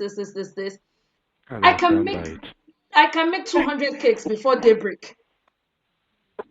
By the time I want to come mm, to him, I'm like, baby, guess what? Oh, they bought 10 of those cakes. So I took a sample to office. 10 people ordered straight away. This, because he believes in me. I feel all excited talking to him about it. If equally he yeah. feels it is a stupid idea, he doesn't need to tell me it's a Mm, stupid idea. By the time he tells me, okay. okay, fine. So let's have a look. What do we have in our box? Okay, don't forget little Tommy's school fees are due next week. Oh, and don't forget, what do you think we should do about moving Momsy out of that house? You know, she'll keep saying that house is getting flooded all the time. For a minimum, sorry, by myself, I will know that this is a non-starter. So I think couples Mm, should be careful how they speak to their spouses, because you could mm, kill someone's stab and just make them feel worthless and useless. But if you operate a kind of, fine, that's your idea, let's reason it together. Then if that idea is a stupid idea, the person will know by themselves. If that idea is a fantastic idea, not only will they know by themselves, then maybe I can even mm, help them achieve that idea. If that idea, so someone like mm, me, because of the length of time I've been doing business, my whole thing is, okay, so how do we monetize this? If you tell me you can sell cake, once I've gotten it out of my head that, okay, this person knows how to bake, that I know. The next thing I'll be thinking about is, okay, well, have you thought about advertising? How are we going to do that? Are we going to print flyers? How many cakes do you think you can make in a week? How many do you think you can sell? What are the peak times? When do people normally buy cakes? I will turn it into a business plan. That is my own particular skill. So when somebody, there's no such thing as a stupid idea. By the time you think about it through together, you will know by yourself if it's mm. stupid or not. You will know how much we have Oh in the no. kitty. The problem that normally happens is because couples have different accounts, I will take my idea to him almost like an investor and say, come and open boutique for Mm, me. Okay, come and do this for me. mm, Okay, come and do that for me, without knowing. Ogatu, not wanting to seem like he doesn't have money, will turn it into that idea not fit work. Jare, how do you want to do? Oh, do you know how many boutiques are on this street alone? Do you know how many? Once mm, everybody knows what is inside the kitty, once everybody knows what the outgoings are, once everybody by yourself, you will say, fine boy. In my mind, I thought I wanted to bake cake. When I looked at the account, I saw that really, I didn't want to bake cake. I saw that I was joking about this cake thing Uh, I was saying. Let me go and do puff puff instead. Because our money is like his puff puff money that we have. So Yeah. that's it. Okay, that's interesting. I've never thought about it from that perspective before. So you're saying that it initially you kind of have to have that kind of relationship that allows you to then be able to work out, how you manage your partner. Are you going to let them down gently, or rather than saying, okay, yes, don't do this, that will never work, that will never do. Okay. I think so. I've never thought about it that way. So what about all the midlife crisis? Dream? Yeah, I mean, you have them. I mean, I have mine. It's visa for now. Right. Basically, I want to go ahead and buy a bike. No, I want to buy a bike for now. And my wife. You want to buy what? Buy a bike. Nice big engine bike, like 1,000 cc engine and stuff. And she's like, over my dead body. And I told her, it's okay, fine. I will just hold on to it for now. When the kids are graduated, married, and gone, then I will no longer be useful. I'll buy my bike. I have a will. I can buy my bike. So when you talk about bike here, will not take. Rachel, I will tell you a story. I have a very good example about that bike. Midlife crisis can be very expensive, My husband had a very early midlife crisis, maybe about 10 years ago. Oh, and wow. He came back home with a motorcycle. Yeah, with a motorcycle. So I'm sitting there watching TV, and somebody says, oh, come, I want to show you something. I'm a woman, right? So you think maybe somebody bought you flowers, whatever, nice, right? You too got excited. I go outside and I see a motorcycle. In fact, the excitement, I see a motorcycle, I'm like, what is this? You say, I was just feeling depressed. I didn't know what was wrong with me. So I went to the store. So you felt depressed and you brought a $10,000 motorcycle to this in the house. So if you were not feeling angry in coins, 20,000 boats you would have bought to your big head.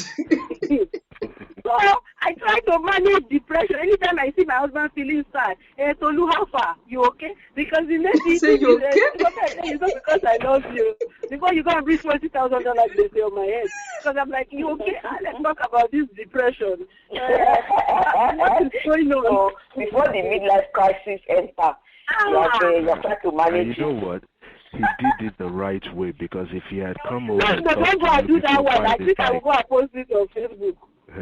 If he had talked to you before buying that bike, you will have vetoed that thing from 1 week to the, and he wanted that so badly. I mean, I have friends that have bikes. I visit friends in the States, and I go in the garage, and they got 2-3 bikes there, and I'm like, oh Lord. I rode this thing when I was in my teen. I need to ride again.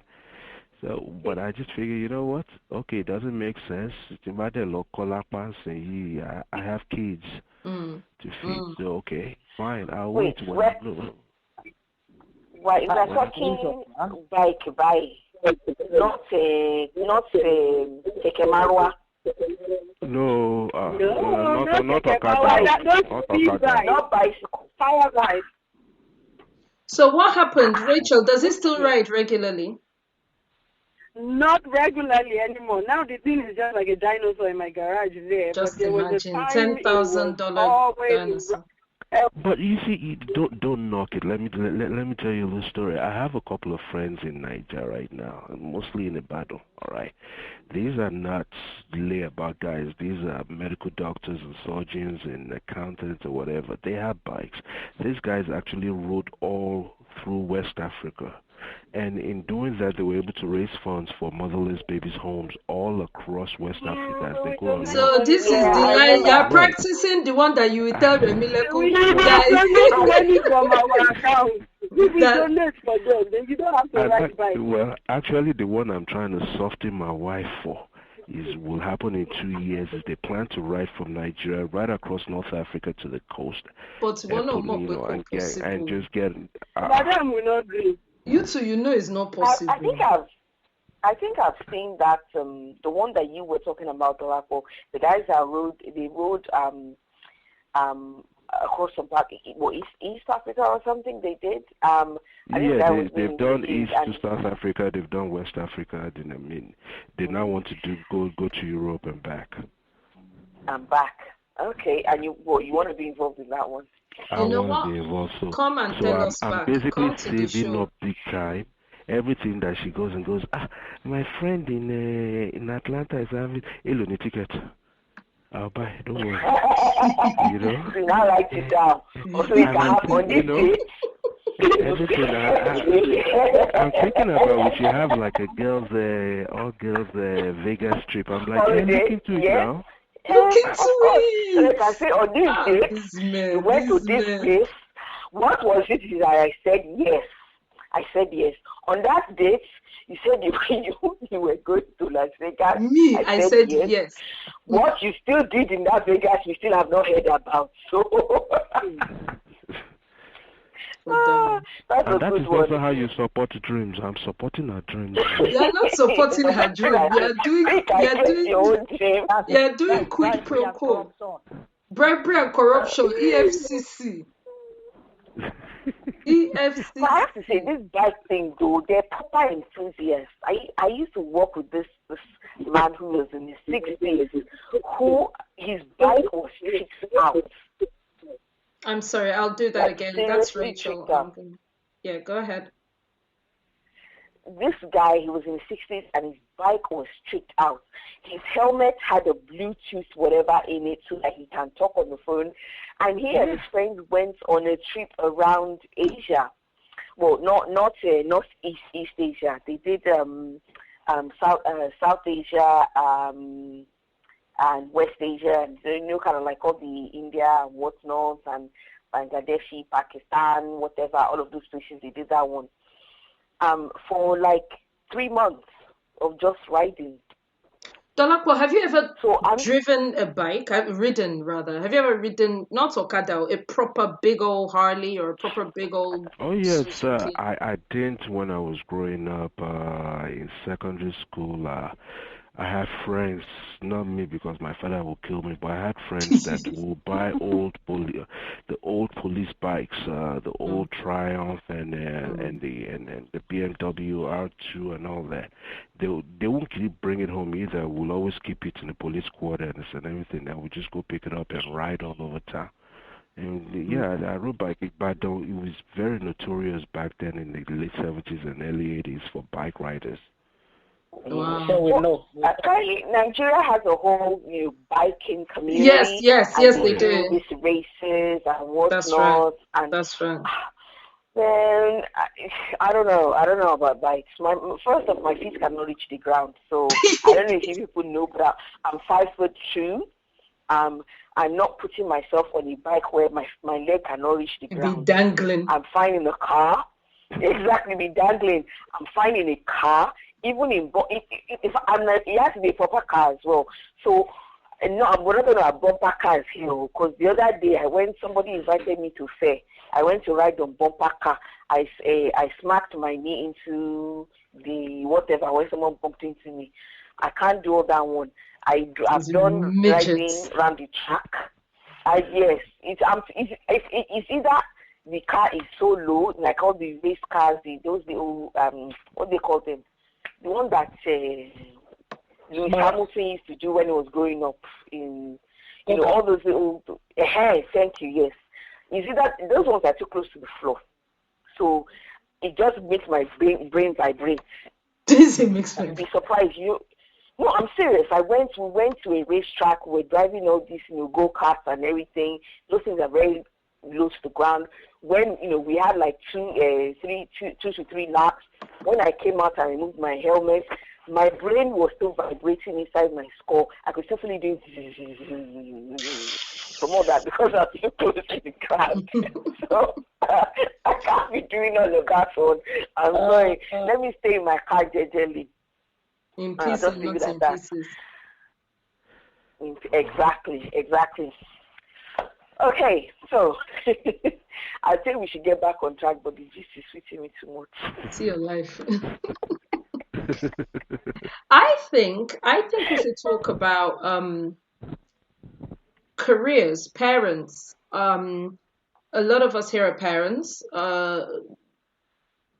Getting kids to study something, a kid turning up and saying, we spoke about this earlier before the rest of you joined us. A kid comes home and says, I want to study gender equality, or a kid comes home and says, Dad, they have this course, art implementation in modern world media, or something that is not law, is not engineering, is not medicine, and is not anything that will make money. So for the parents, what do you think?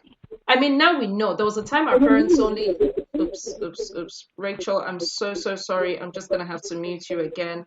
I keep getting feedback of you. I tried to bring you into the studio. Um, there used to be a time when our parents were just, engineering, medicine, blah, blah, blah, blah. And that was because they thought those were the only careers we could make money. Now we know there's something called football. Now we know there's something called music. Now we know there's something called graphic design. The people who are in technology make silly money. IT contractors were one of the first contractors to be making silly money. I remember way back in 2002, I had a friend who was going home with nothing less than £600 a day because they were contract staff. So, where do you stand now as parents when it comes to your kids and telling them to pursue their passion versus follow the money? If your child wanted to be completely arts, or completely, wants to fill in her university or his university form and pick something that is making your brain ache, quite frankly, do you say, this is obodo yibo, I'll work now, work, or any work, they pay for this kind of thing, or she go see work for council, she go see work for, or do you say, my friend, can you go upstairs and go and carry your book and then read something that makes sense, behave yourself? So Who you this is to asking the now? parents. Let me start with, Taiwo, we haven't heard from you in a minute, so. Well, with me, I always ask my son, because he's only 13 now. I always ask him, he doesn't live with me, he lives with his mom. Like, whatever you choose, yeah, make sure you can look after your family. My other half, my ex, I say, she's mixed race, so we're not together anymore. So the concept of bringing up kids is totally different to the African way we bring up our kids. So I try as much as possible to strike a balance. So I always try to make an example of him whenever I have him with me. Look at your cousins, look at your my brother and his son. So that's what they do. So whatever you want to do, because next year now he's going to be choosing his GCSEs. So I said, whatever you're comfortable with, that your brain can function with. Can carry. That's what. Yeah, that's why I don't put no pressure on it. But whatever you do, don't lie to yourself. Don't be doing bad at school and say, okay, because your mom is putting pressure on you, or because I'm putting pressure on you, you go and do that thing, and further on, you find out, okay, you're not good at that thing. I try to be honest with him as much as I can, because I don't see him 24/7. So there's very little I can do. I can tell him to do things now, but to what point, the son of my man, they'll be telling me different things. So that will put me in a state of confusion. So that's the problem I have with him at the moment, So sometimes when he comes to me, he tells me stuff like, oh, Dad, I'm doing this, I'm doing that. But when I ask his mom, okay, how's he doing? He's like, oh, yeah, he doesn't want to do this. What have you been telling him? And I went to him, like, just be honest with me. What do you want to do? So do you think he's making up courses to impress you? He's making up, I don't understand. Is he making up, I'm doing really good in maths and English to impress you, or what? Yes, basically, it's not like he's doing bad at school, but basically, he's when it comes to me, right, he wants to say, okay, because the way I ask him about his studies and I want him to do okay, he will always agree with what I say to him. He say, okay, this is what you need to do. Yes, that's one thing. Are you doing good at school? Yes, that's what I'm doing. How's your maths going? Do you need any help? He said, yes, he needs help. But when he goes back home now, he's not be asking me, what have I been telling him? Oh, your son is not that great, you know what I mean? Like, you know what I mean? It's a bit, like, when it comes to me, he wants to impress me to say, okay, yeah, I'll do what you want me to do. So he doesn't talk back to you. He doesn't say to you, no, this is what I would rather do, or this is what I would rather do. No. When you tell him, he makes out like all those things you are saying, yeah, he likes them. Yeah. I see. Yeah. And I tell him like, you don't. Now, could that be, and this is not being judgmental, could that be, unless I totally heard wrong here, where you said that sometimes you try to show him and say, look at your cousins, look at what they're doing, Yeah, and Mm. he exactly. feels Yeah, this yeah. pressure to measure up? Possibly, possibly. And his mom is always telling him that we African people, we like to study, we like to go to university and all that stuff. And I So tell she him, no, wants okay, him to be wearing what's the name of that sports shop? Adidas trainer and be standing at the street corner from you DL know, Jones. like, That be what's the name of that shop? see, there's some decisions to What's make. that? JD stores. JD store. Yeah, God yeah. bless you. There are decisions you make in life that you might regret. But that's water under the bridge now. You can't say I regret the relationship or anything like that. But when you get involved with like Donald might be hearing, listening to you quite intensively about your relationship, and like you say, that's a perfect relationship. There's trust there, and there's support there. And that's a support network. That's what you need. That's a strong bond between yourself and your wife. So unfortunately, some of us didn't have that. We didn't have that support, and it's a great shame. You understand? So when you're trying to bring up a kid in such a way, the way I was brought up, and when it goes back to his mum, when he lives, majority of his time, and he's been told different things. You know, the kid is smart. He want to please me when he's here, but when he's at home, he does different things. So that's my predicament. Yeah, I mean that is usually a problem because I now remember Yeah. with my son when he was just finishing high school, and he were trying to decide, okay, what are you gonna do in college and everything, and me and the mom, of course, being that we're from the financial background, we were pushing this accounting on him, and he kind of succumbed and said yes because he was good with maths. But after the first year, he came home and he just said it point blank, I am not Say going see. back to that school to do accounting anymore. That's it. That I don't care what you think.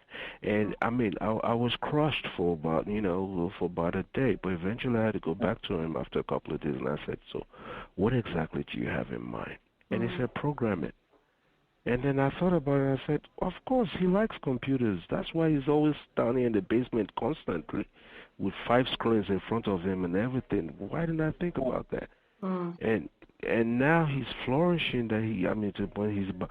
So you do sometimes have to listen to them. Of course, if it comes to, because I remember when it was maybe about 9, 10, or maybe 11, he wanted to do astronomy. Well, he didn't know it was astronomy. He just wanted to look in a telescope and look at stars and constellations and all that.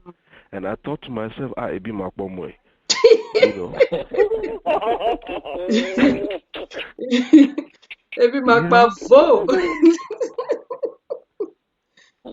but I mean, meanwhile, my own then was because I'm not exactly a small guy. I'm 6 foot tall, basically, and he's still about 2, 3 inches taller than me. So I was thinking of, I'll take him out at that age, to the basketball court, because I mean, I used to play, let's play, let's play. He has to play basketball. I can see scholarship ahead. I can see freedom for myself and everything. Barbaro pension. you know. But he was not a sporting guy. He is the complete opposite of me and the mom. He's totally an introvert, and the earlier we came to terms with that, the better. I mean, that was the earliest we could start supporting exactly what we think will fit his actual, lifestyle. Yeah. So again to the parents, and I want to talk. I don't want to bring in Kiru in because and we have Rachel. Rachel, I'm sorry I have put you Yeah, on mute Rachel. for a long That's time. okay. I That's just okay. kept, but it seems to be Claire now. So while we've got you, Claire, maybe you can jump in on the parents' parts as well. As parents, what would you do if your child came back with something you absolutely let me just speak English, this is not a Yoruba show. Like how Dolapo was talking about astronomy, what if he had held on to this astronomy into old age, like old teenage, old 20s? There is some courses that you just feel like I cannot support this child in this course. This child thinks this is a good idea. This child thinks it's just based on, it's just what you're interested in that you will study and just wants to go and study. But this child is going to end up hungry. I can't have this. So how do you deal with a child either A, wanting to study something you don't want to support, or B, not wanting to study at all, just saying, like Dolapo was talking about the guitar daughter and everything. If the girl just says, I just want to do my guitar, I don't want to go, I've done my high school, I've graduated, I don't want to go, I don't want to do uni. Let me start with Rachel while the line is still working clearly, Yeah. please. So for my kids, my 3 daughters, I want to give them what my parents gave us. My parents gave us the ability to choose what we wanted. They guided us, but they gave us that ability to choose. And yes, like my 15-year-old now working with her, and sometimes she comes up with I want to be a philosopher and weird stuff. As much as possible, I like to guide her towards her strengths, where her strengths are. I want her to follow her dream, but I don't want her to be hungry. And that's the way I try to phrase it towards her. For her, do at least something in your initial degree that, if need be, you can fall back on. But if we do get to that point where she is insistent, this is what she wants to do, what I believe is I owe her a first degree. I will support her to the best of my ability in her first degree. After that, Omo is on her own. I gave birth to her already. She would need to figure a way around that. Okay. Because I don't see myself, pushing her and forcing her into something else. She'll be unhappy. Sometimes we have to learn the hard way. So if she is insistent on being an astronomer or philosopher, depending on which mood fancy catches her on that day, she has told me she wanted to sell pure water one time, and I had my heart because I was like, this is my heart. This child says she wants to sell pure water. It's ancestors, ancestors. What is this? What is these kids' dreams then impact on your own dreams? So if your child says, I want to be a philosopher, I want to whatever, that means that they're still going to be living in your house and you're still going to be feeding them for the next 20 years. So you can't get out. So like what Dolapo was saying now, if his children do not get out of the house, he cannot buy his bike. He cannot write his will and buy his bike and tell his wife, I love you. And get his machine. Wait. Don't let us. Why would the child get out of your house? If they can't afford to feed themselves, they will be living in your house. I want freedom. Freedom where I can go back to. Look, that freedom where I can wake up. That freedom where I can wake up, I know that there's nobody else in my house but my wife, so I can leave that bedroom upstairs butt naked and go to the kitchen. And say, Remy, it's me and you, we are the only two left. Exactly. That freedom where I can look at her and say, the way you are just sharing that beans on that cooker,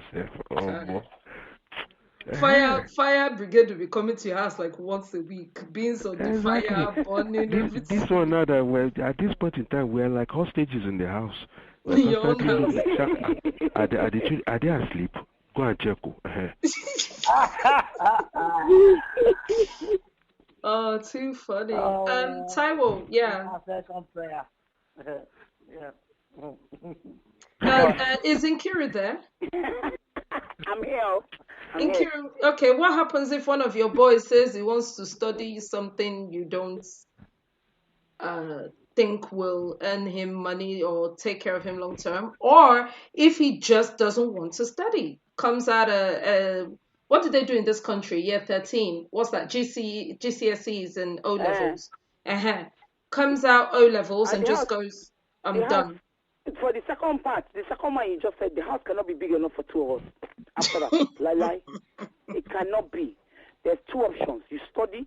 Me, my own, I tell my kids, I'm not pushing them. I don't push, but all I know is that my kids have to study. I tell them, as your parent and you're my child, you have to be better than me. This is what the logic. This is the logic I'm using. I'm hoping I'm trying to use sense on them, but I tell them that you have to be better than me. So wherever level I stopped at, you have to go ahead because you always have to be greater than your mom. That's the logic I use for them. But to be realistic, my own is to support them. See the way I was pushed. I mean, for me, I was pushed. My father, in fact, I chose art subjects. We know when we choose subjects in JSS 3, when you're going to SS1. Yes. I chose art subjects. My father was at home. In fact, it remains to make you do party that I had done. I was choosing physics, chemistry, biology. maths and English. When I entered house to tell my father, I chose economics, literature, Bible, what do you call it? Christian CRK, Christian religious knowledge. That was the last time my father spoke to me for 2 months. My father didn't say even though to me. He would just come, slap money on the table, and walk out of the house. He didn't speak to me. 2 months. Just heartbroken. Because I chose the wrong subject. Yes, he did not, no support, nothing. And I promised myself I would not do that. If I had kids, then I said to myself, if I have kids, I would never do that to my kids. Because it breaks you. It breaks you. It's not nice. It's not nice. At the end of the day, every subject has a means of making money. Okay, like now, we're in this country now. You see, whatever you touch, money day inside. If you put your mind to it, money day. If you care, money day. There's even more money in care than some certain jobs that are 9 to 5. Yeah, absolutely. You know? So the thing is, I tell my kids, you need to study, you have to study, so at least you've got that knowledge. Whether you use it in the future is irrespective, because for me, I studied economics and criminology. And as I'm standing here, I'll be lying down in my bed talking to you people now. I know they use and do anything. I'm not criminal, nothing. Oh, this lying down there. My dear, is just there. You know, looking at me, I'm looking at it. I'm not using it to do anything. I was in banking. I didn't use it to get into banking. I went from another banking to another. It didn't use any of my certificates. But the thing is, I encourage my daughter. My daughter is 23, and she did events management. Okay. There's money in events management. I mean, check out wedding planners now. Absolutely. You know how much wedding planners are charging just to organize a wedding? I mean, there's money in stuff. It's how you utilize it. That's the issue. So I know my daughter, she's fine. No problem at all. You know, she did what her heart desired. She came out with good grades. Me, I'm happy. So far, say she don't go to university. You understand? I just want to see my kids go to uni. At least let them do that. But I want them to choose their subjects. I would never interfere. If they say they're happy, astronomy or astronomer, that one get question mark on behind that, because I'm not sure say I keep support. I won't even like the story of like the last person said, they be my seriously, because I don't know where they want to go. But don't forget, the people that do the weather constellation, they're making money in the offices, the Met office. So the weather girls who are standing, it's raining over London, and then it goes up to the northwest and up in the... Go ahead. It's the only job in this world that I know that you don't have to be correct. Exactly. You cannot get fired for saying rain go fall and rain no fall. Because after all, you're not be God. You're not God. You are not the person. It's no. Tell you. This is me. Can you believe it? Telling No, you they don't have to be right. There was a guy who was saying the weather saying, "Oh, well, get out your little barbecue. What hurricane they come from back and breeze blow enter Rich office." He was still saying it's gonna be a lovely weekend. Get out your, and one part of his toupee was blowing open, and he was still saying it's gonna be a lovely. I'm like, uncle. At a point in time, look around you and see the breeze is blowing you. You don't need to keep saying this thing. It's right. It's true. It's the one job that you don't have to be. You will never get fired for saying it rained when it didn't rain. Yeah. I just to say this, I think a lot of times, I think kids still need guidance, even in picking their subject, not to be forced on them. Because I once had a conversation with someone who said, well, you don't have to finish school to make money. Bill Gates dropped out. Steve Jobs dropped out. And I'm saying that's apples and oranges, because these were not stupid people to start with. These were people with extremely high intelligence. So if you know your child is an average student, don't be pushing that child to drop out from school. You need to push that out to finish school and get an education. Do not fill their heads with, not everybody has to get an education to make money. Especially on this side of a pond in North America, where it's very common when the school system, especially in high school, to push young black men into more of a vocational field. Or it's so easy for them to say, okay, my son struggled in high school. He struggled in elementary because he's left-handed. Me, I didn't know how to teach a left-handed person writing to start with. So it was a struggle. His writing was horrible, and he always complained coming back from school every day that he couldn't write any note because because whatever he wanted to write, the teacher already took it away before he could even write it. His writing was that horrible. So, and they wanted to keep pushing him down the path of where by the time he had finished high school, he will have just been only able to qualify for a vocational school to go and learn whatever it is, auto mechanic or not that there is money in all that, but I mean, my boy is too precious for that. For mechanics. His bone no strong reach that level. Can I give you an example of a mechanic that I've met before?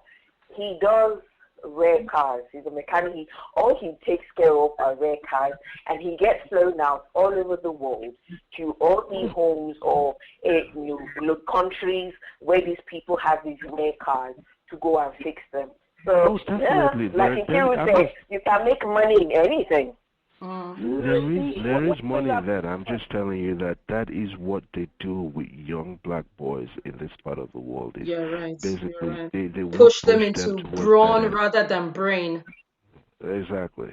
I agree with that. That guy that got flown around the world for being a mechanic. That's not. It's not a matter of routine. That's one in about how many Absolutely. thousands. So we can't use that. Okay, there's money for everything because. It's not. We can't use Steve Jobs because he dropped out of uni and say, oh, yeah, Steve Jobs dropped out, I'm going to drop out. That's just unique situation. You can't be using, if you look at statistics. Exactly. That is a very stupid example to be using for other people and say, well, you don't need to go to university. Steve Jobs did this and... they don't. Steve Jobs dropped out of Harvard. Harvard, not any ordinary. He didn't drop out of Jellios. Exactly. But the guy had a brain. The guy had a brain. You see, by the time he even decided to drop out, he already had in his mind exactly an idea of what his dream was, what he wanted to build. Absolutely. All right. So the person that is not telling you, you don't need to go.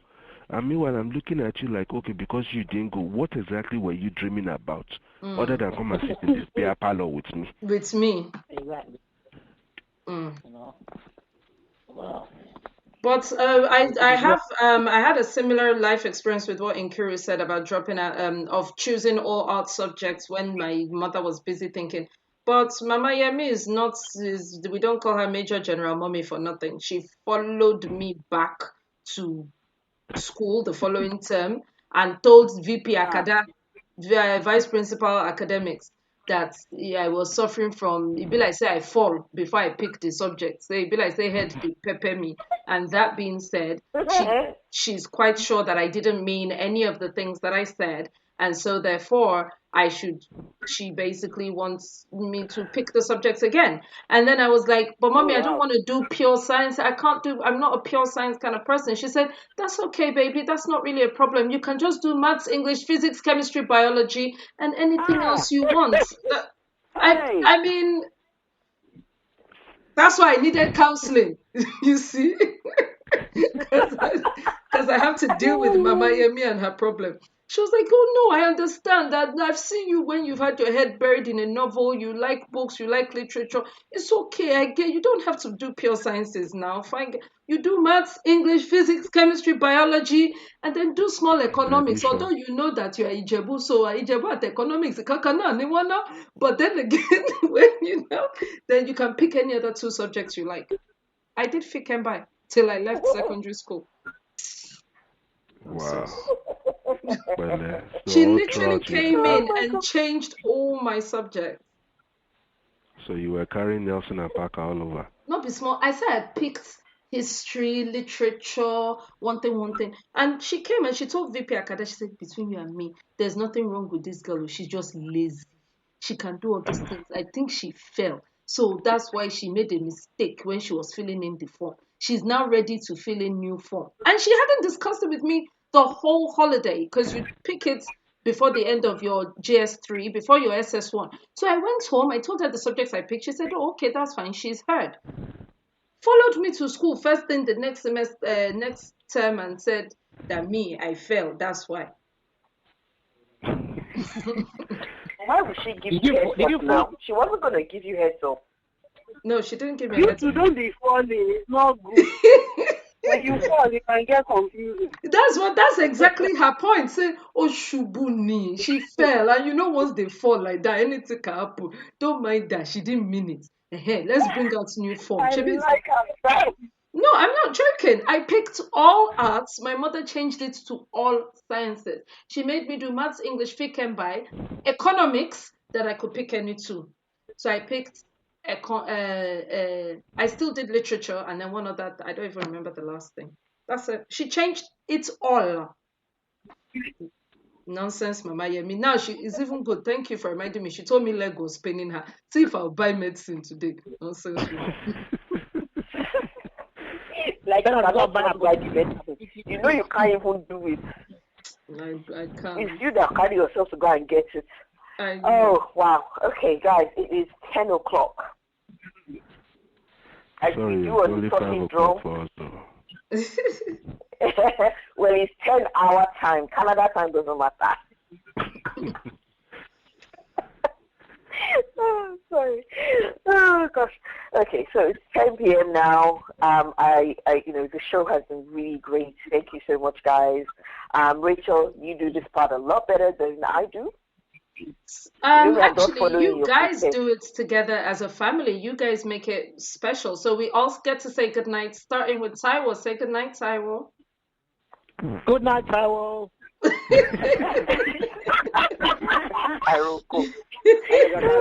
Serious one. Rachel, America, yeah. Good night, people. I missed you guys for 2 weeks, so looking forward to Aproko. Enough gossip. There's so much going on. You bring a Niger gist and give us two. I'm gonna say goodnight. Thank you everyone for joining us. Join us next in 2 days' time for Apricot Hour. That is between 7 to 8 p.m. And we will be here again next week, Wednesday, for the next exciting episode of Talking Drum. Dolapo always gives us a very effigious one, and then Bimbo can round us off as the host.